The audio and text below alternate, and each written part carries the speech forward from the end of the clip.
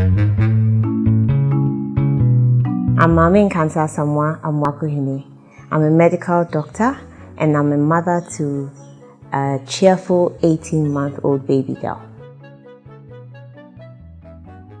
It was quite dramatic, I would say. So I was at night about 4 a.m. and in March 2018, yes. And I woke up suddenly with severe lower abdominal pain. Knowing as a doctor, like I had all sorts of possible causes. So I just knew that it was an emergency. So I had to go to the hospital. So when I called my husband, I woke him up and I said, we have to go to the hospital. I mean, for him, that's usually not my response when I'm not well. So he knew that there was something really wrong. I tried to pee, there was so much pain, so we just aborted that and just went straight to the hospital. It took a while to get down the stairs, but eventually we got there. Then we just went to a nearby place because we couldn't really go anywhere we really wanted to go. So we just went by because I was in so much pain. So when we got there, they thought it was a urinary tract infection of all sorts. So they started fluids and antibiotics, and then I think they requested the pregnancy test, but we weren't told as usual. So then they sent me off to go and do a scan because the pain was still intense. So doing the scan, I did it outside of the hospital. And I was told, oh, your period is going to come. It just looks like there's some lesion in your ovary, on the side of your ovary. So you have to see your gynecologist. We get back to the hospital and it's like your pregnancy test is positive, with a scale of it possibly being an ectopic, blah, blah, blah. So eventually I went to my own gynecologist and he said, no, this is a bleeding cyst. So this is a hemorrhagic cyst. That's what's called in medicine. So it's like, okay, the options are you either do surgery but it was about the size ready for surgery, or I go on bed rest and wait. So we decided to wait because he believed that once the pregnancy test is positive, it could be the cyst that is maintaining the pregnancy. Okay, so you don't go touching it. So he put me on bed rest for 2 weeks. I was still in pain, but eventually went down with resting and pain medication. So this is how we found out we were pregnant. And my period didn't come, and so it was just about 2 weeks pregnancy. So we had to do a quantitative pregnancy test to be sure. And we did it every 48 hours to confirm that it was doubling. And that's how we found out we were pregnant. We didn't get the opportunity to, say, hey, you're pregnant or something. Like, it was just pain. And that's what happened. So it was quite dramatic and quite painful. Yeah. Well, we found out we were pregnant and that's it. So we were in pain. I was in pain, sorry. And I was at home for 2 weeks. And the idea that, okay, you are pregnant, but you can't see anything. So because the scan was just 2 weeks, you can't see anything. So if you calculate with my period or whatever, it's just that you are pregnant by a blood test. But doing the scan, there's no fetus, there's nothing growing anywhere. So we had to wait a whole 4 weeks, that's a whole month, to get to 6 weeks before we're able to do a scan. But even by the time I got there, the story was just a mess. I started to have nausea at 4 weeks. That's very early in the pregnancy. So at 4 weeks, I was counting my own weeks. Okay, so not like I'd seen a scan that was telling me that. So I started having the nausea. And I remember one Sunday I was at my mom's and the nausea was just not going. Everybody like, try ginger this, try ginger that, like all these ginger recipes. Nothing really was working. I mean, I tried everything possible. The armband, that thing that you say there's some pressure on the arm to help with nausea. I did everything possible. It wasn't going. So I took some time off work. And within a week, I went into a vomiting spree. I kept vomiting from that 4 weeks, or that 5th week, if I should say, till I was 5.5 months pregnant. Yeah. So that will make it about 20 weeks and a bit more. That's how much I was vomiting. I was vomiting food. Initially, it was just like heavy food and I would vomit. And then gradually, it became water. So basically, I wasn't drinking anything. I wasn't eating any food. I was losing weight. So my initial weight was about 59, 60. That's my regular weight.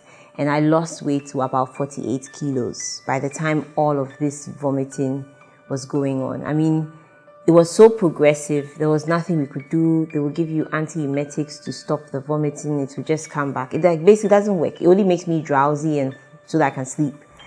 And the vomiting just keeps, as soon as I eat anything, as soon as I drink anything, it will just come out. So initially then I started drinking things like Sprite and Coke, and that was the only thing that would stay down. But even that, it's like I have to drink little bits at a time. But basically that's not good water, is it? So, but I was encouraged to drink anything that would possibly stay down. As for water, it wasn't even an option. So I got into a state of dehydration.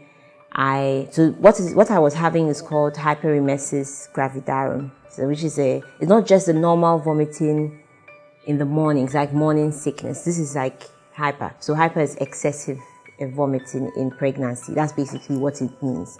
So I just kept vomiting.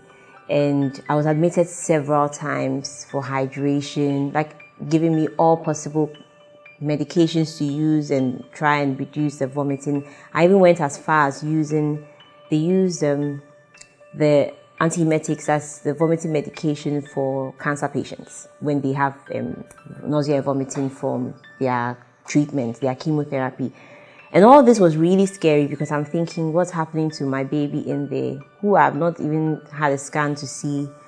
So, so basically, they tried all of these and it was very scary. Knowing all the possible complications that could occur with these medications, I was very, very scared. But in those times, like I couldn't think, I couldn't feel because I was just not well and either asleep or vomiting. I wake up to vomit, I go back to bed, I wake up. That's basically what was happening. So it was really dramatic for 5.5 months. I had to go to my mom's for extra help. So I wouldn't say like I was even like processing what was going on. It was like I was just going through it, okay? But on the other end, what I really, really struggled with was I couldn't even pray. And if I could have at least prayed, I'm sure I would have been able to go through it in a much better state. But it did put me in a state of like fear, especially afterward. Like I realized how much I'd gone through in the past 5.5 months. Now I became really afraid.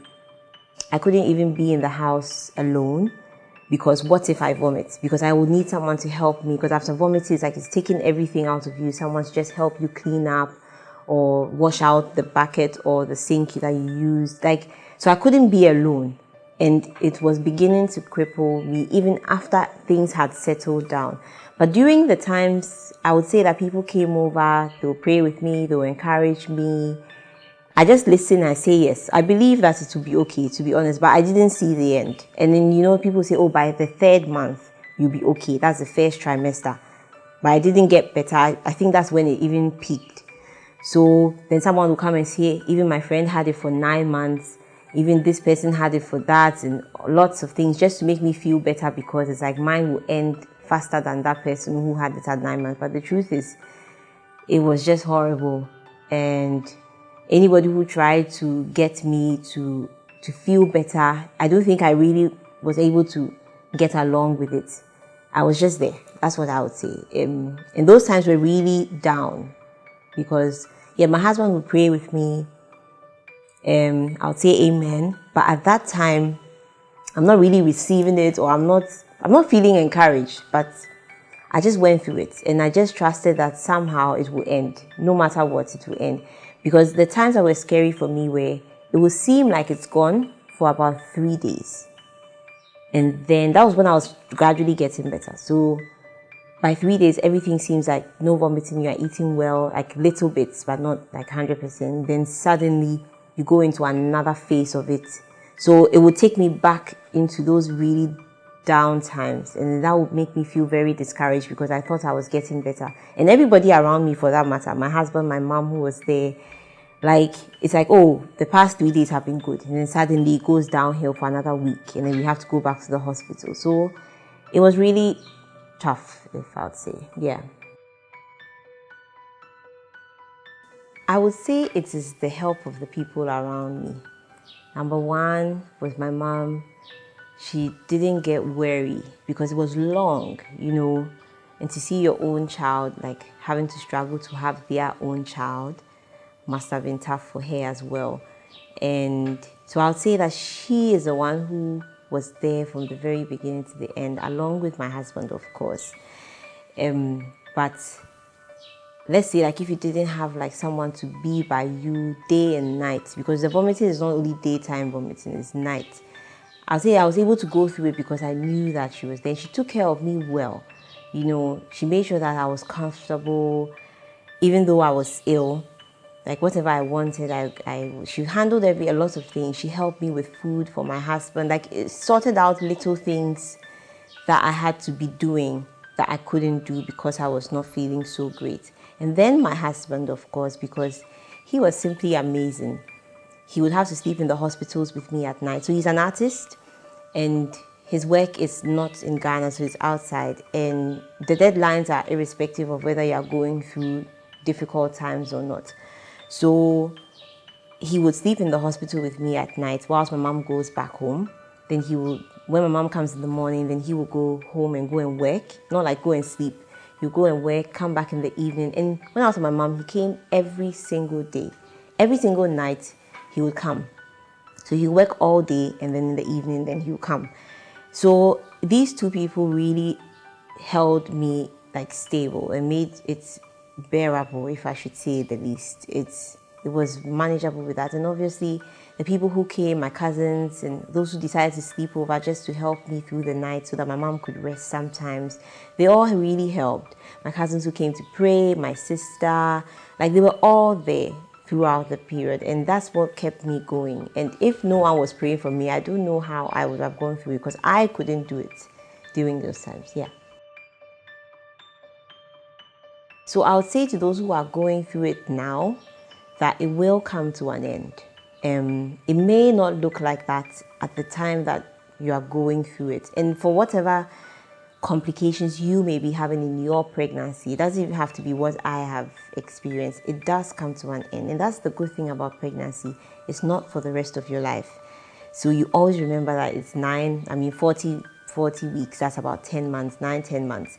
So whatever happens, it will end. And for those who are going through it now, that's my encouragement to them. It doesn't look like it when you are going through, but just keep reminding yourself that it does come to an end. The pregnancy will end. And for those who have gone through it and have not been able to recover, I'll say give it more time and don't shy away from what complications of pregnancy has done to you. For instance, if you had a really bad pregnancy, you bled or anything that happened, maybe a preterm pregnancy and it was an emergency and all sorts of things have happened, don't be afraid to go into another pregnancy. It does take time to heal. So you have to pay attention to whatever your inner man or your emotions are telling you that maybe you haven't healed properly, because you want to be able to be ready fully for the next pregnancy. So make sure that you deal with whatever fears or uncertainties you have and assure yourself that it's not always going to be the same in every pregnancy. That's what I would say to everyone. So it's been 1.5 years, so that's 18 months. And I would say I started to feel better about when she was 13, 14, 15 months, like that gap. That's just like, in February or so. And when I say better, that is even entertaining the idea of possibly having another child. And 2, remembering that even if I should go through it, I am prepared for the possible occasion of it occurring again. And also the fact that my fears are much more allayed. I'm not scared when I think of pregnancy. Let's talk about it like that. Not that I'm afraid that something will happen, but when I think about the fact that I have to actually carry another pregnancy, then there was fear. But that has really settled, if I should say. I'm more at peace now. And what helped me was, the truth is, I just prayed to God, because the truth is, by all means, you want to continue your family. So what are you going to do about it? You've got to decide that, are you going to move past the pain and the hurt, or the difficult times or the complications you went through, you have to move past it. But you need to pay attention to it. Pray about it. That's what I did. And that's what has helped me get to this point of even entertaining the idea of another child. So this is another interesting part about my whole journey. I was in a statistics class. So I was doing my master's in public health. I went in the morning. I remember talking to my friend and she was asking me what am I going to name my child, blah, blah, blah. I was at the train station. And then eventually, so I got to class, I was in the seminar, and I was having a lot of back pain. I just thought, these chairs are just really uncomfortable, like in the class.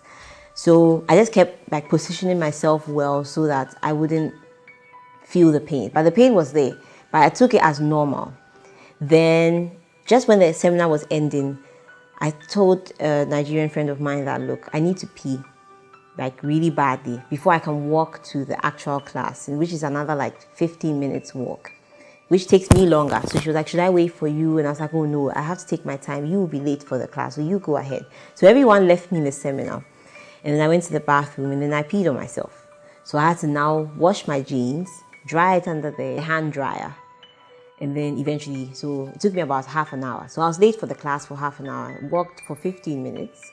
And all this time I was probably in labor, but I didn't realize. So I took my time, patiently walked, and I'm sure all that really helped anyway, going forward. So I walked to the class, which was about 15 minutes away. Then I sat by my friend, another friend of mine.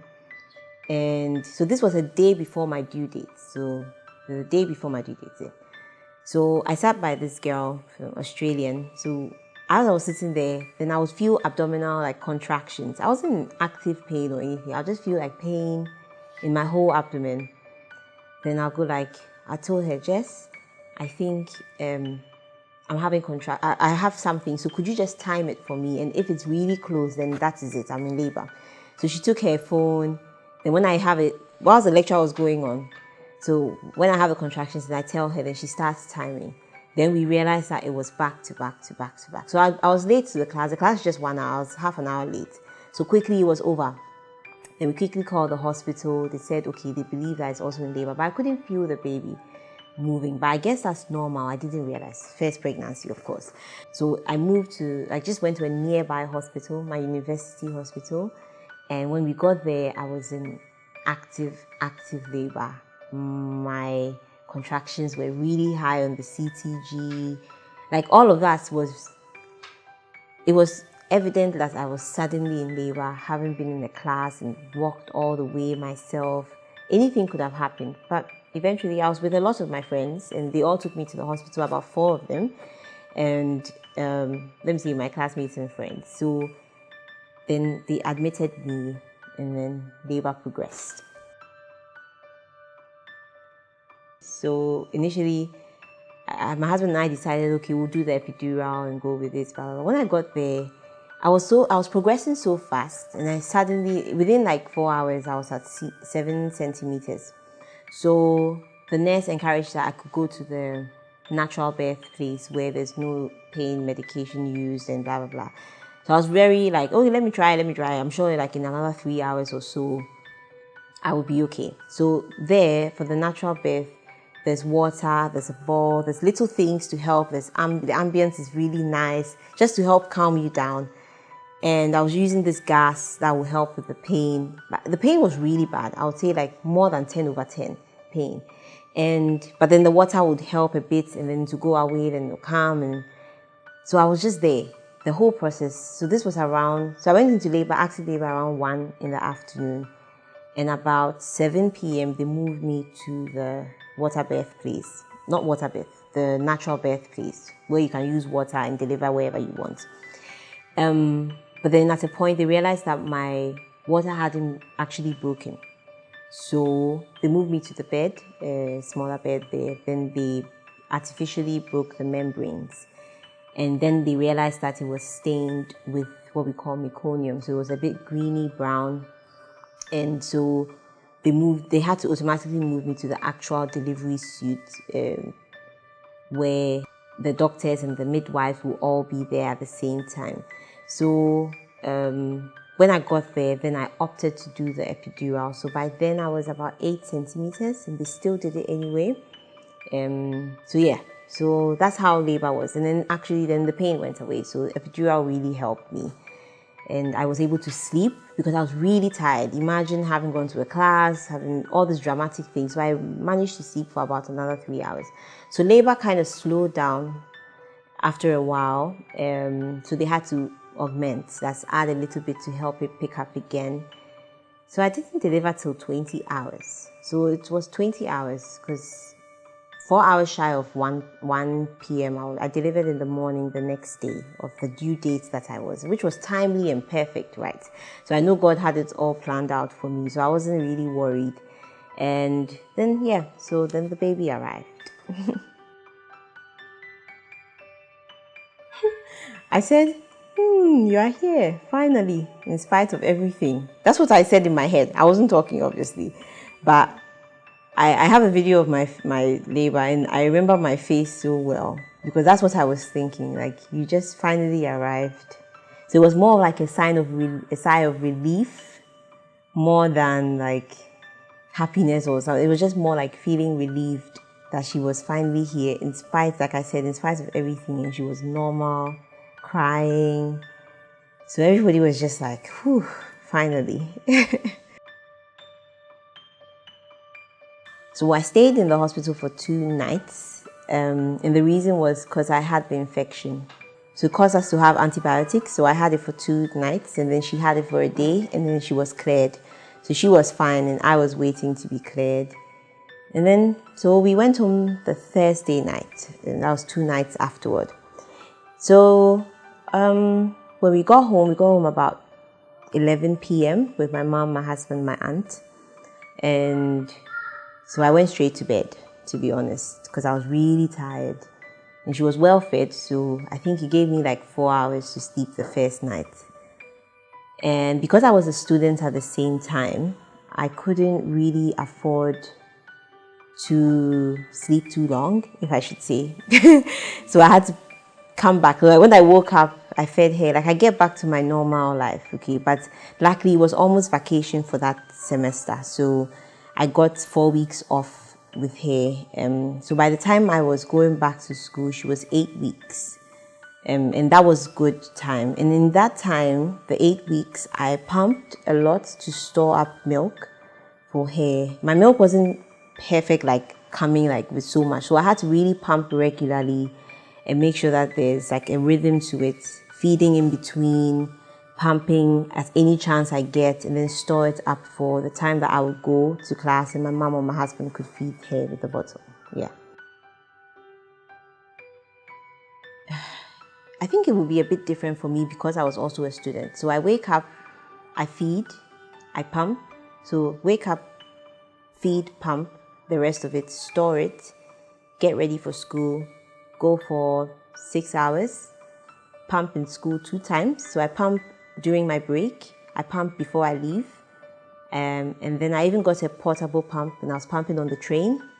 And then I come home, I pump, then I feed her the rest of it, then I store up whatever I pump from school.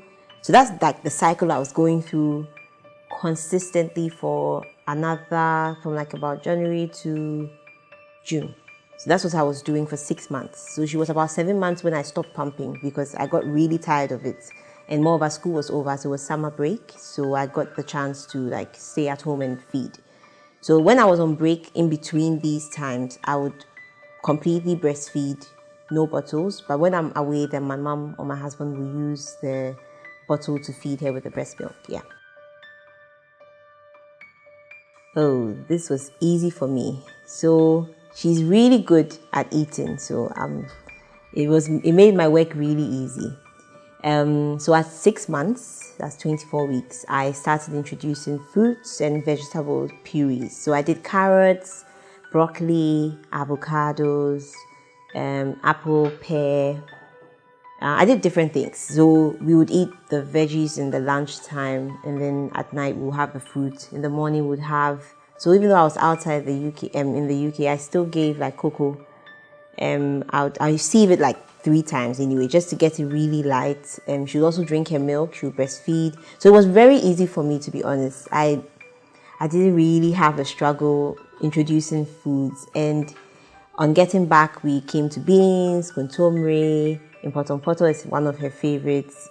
Things like that. She doesn't eat well like rice and stew and those things. She eats more mixed. So she can eat jollof purely, but she won't eat like rice and stew. So generally, I think it was good. She's not a very good fruit eater now, but before she would just gobble up any fruits. But then she does well with her vegetables. So I think generally I had it good with the weaning, and I think God had mercy on me considering all that I went through. So it wasn't really difficult at all. And I would say that starting with the sour food, like the vegetables first, introduces your child to more like diverse taste. If you go sweet, that's like apple puree and mango. Like if you go with those nice things in the beginning, it's harder to wean into normal food for your kid. So you should start like more with the vegetables and the things that don't taste nice, so that they get used to it early enough so that they can get used to adult food. Initially, you are just a wife to one person. Then you become a mother, and you still have to mix or kind of like, what's the word? Balance being a wife, a mother, a doctor. So it's like that balance is what I've been adjusting with like throughout the whole period. Initially for me it was a wife, mother, student, and now it's wife, mother, worker. So it's been a very different phase every time as we've been going through it. And I think the adjustment is learning to mix it all together and doing all at the same time and not neglecting one for the other. So that's something I decided I didn't want to do. I wanted to be all of it at the same time so that I give my best at whatever time is needed. Wow. Okay, so I think it's just, because I'm a doctor, a lot of things are normal to me. So I haven't been overly surprised.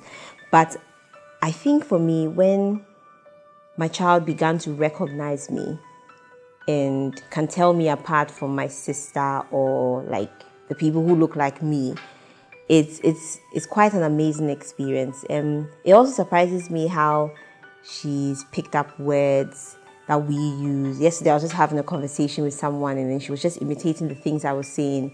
It just comes by surprise, and I always burst out laughing because it's like I'm not expecting that at all. And she's been able to pick up things very quickly, and that has surprised me how well she's been. And also, what really surprised initially, let me talk about when she was even a baby, not now. It was just the fact that she won't sleep on her back. And that's something I thought was like a done deal. Very quickly, babies just lie on their back, because my sister's baby just sleeps on his back and it's normal. But this one, no. So it was like a really tormenting time for me. But over time, we got used to it. She would sleep on her belly when someone is watching, and then on her back when no one is. When she learned how to do it throughout that time, yeah. Oh, I think so. It's not that bad. Like, I'm not that lost. And I got a lot of exposure with my sister's children first. So I'm not completely lost. But I think when it comes down to teaching your child the right things, I think that's where you're not sure whether you're doing the right thing or not. But things like, what food to eat and the basics, I think I'm okay. But it's about bringing her up in the way that you see that is right. And the question is the way that you see it as right the right way? So everybody has a different way of bringing up their kids. I have friends who would give their kids this and I wouldn't. So what's the difference? It's not about right and wrong. It's about your preference. And that's something you have to learn with as a mother. No one is really right, unless some things are there is really bad.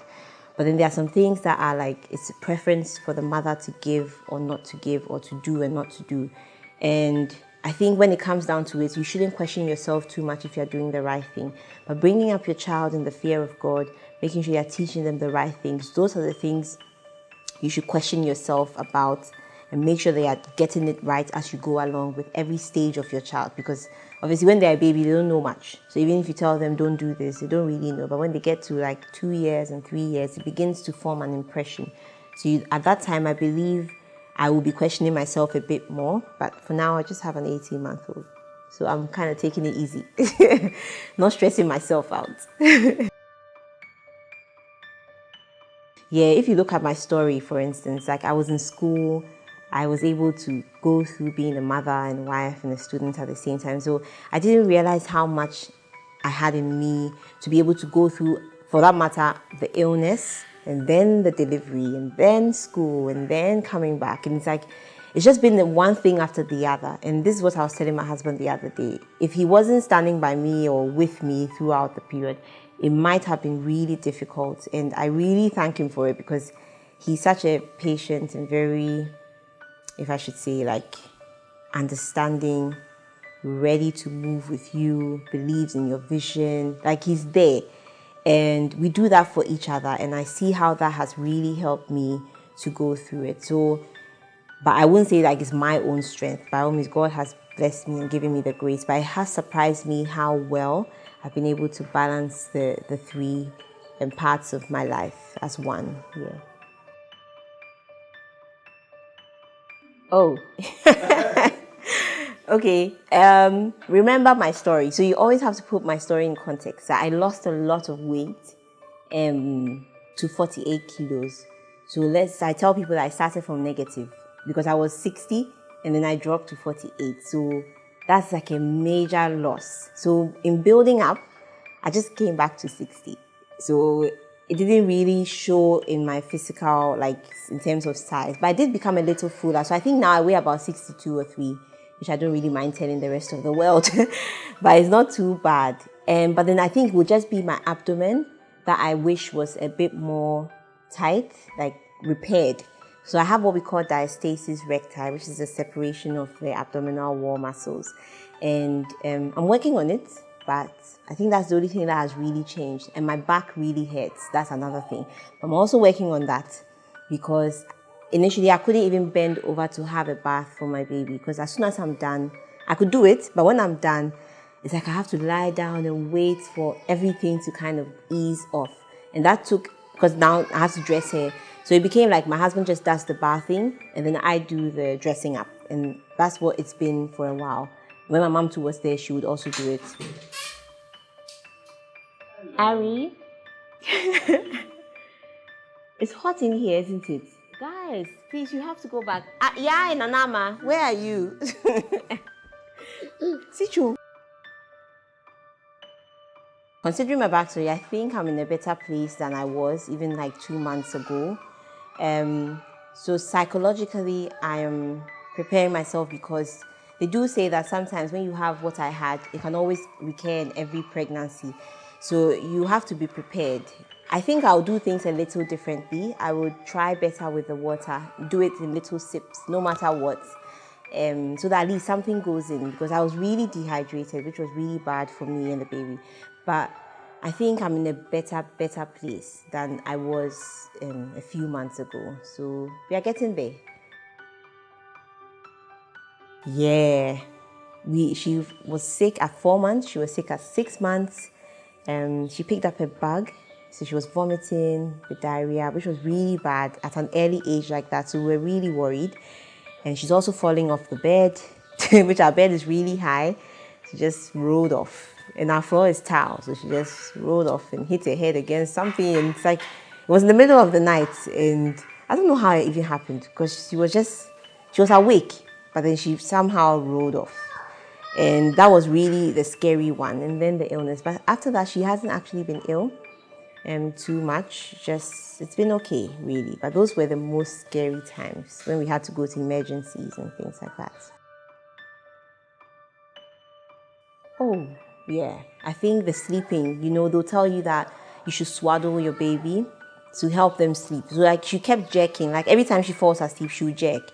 So it will wake her up and then we have to start all over again. So they'll tell you to swaddle the baby in a swaddle thing. It made no difference. She'll just wriggle her way out of it and it's like wake up again.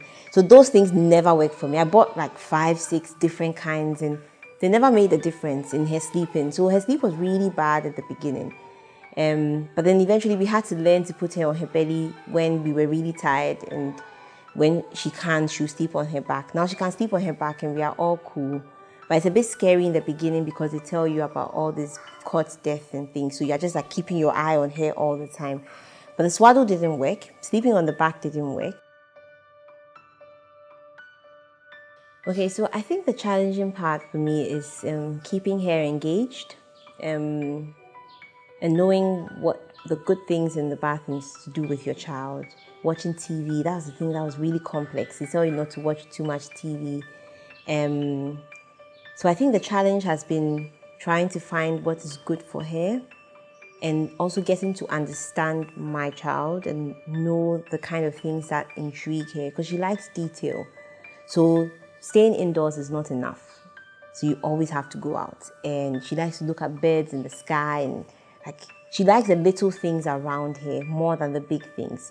So that has, and in learning that about her, it has challenged me to come up with things all the time, innovative things to help her to always be like engaged and not like just watching TV all the time. But she does watch TV. It's not like a bad thing. I make her watch TV anyway. But then I always have to find other activities for her to do. It's like I really plan ahead of time. There's coloring, there's painting, like little things, so that she's always engaged. And that has been a bit much because in Ghana, we don't have too much to do. And there isn't much activity available to us. So it's been a bit tough. But on the whole, yeah, it's been okay. I think it's just having a child who has been easy. I think that has been better for me. And I was very happy about that. And the way she just laughs. I said any stranger, apart from now that she's growing, that she knows the difference. Before, she would just be smiling and laughing. Even when we see people walking on the street, she say hello in our neighborhood because we can go on walks. Like she's very like cheerful and bubbly, and it has always kept me high in spirits because I'm a very modest and low person. Like I'm not a very excitable person, but she's really excitable and she's a morning person. I'm a like night person. So she wakes up and she's like already smiling, and it's like it has made me feel better even in the morning sometimes, even when I'm tired and I wake up and she's already smiling. Like she wakes up with a smile on her face. And that's the funniest thing I've ever seen. Like I don't know who does that. Like, but she is able to do that. Once she sees your face, she'll start smiling. And those are some of the times I feel like really encouraged that I have a really happy child, and that's very satisfying. And then she appears to be very smart, and I'm glad to have that as well. So I thank God for it.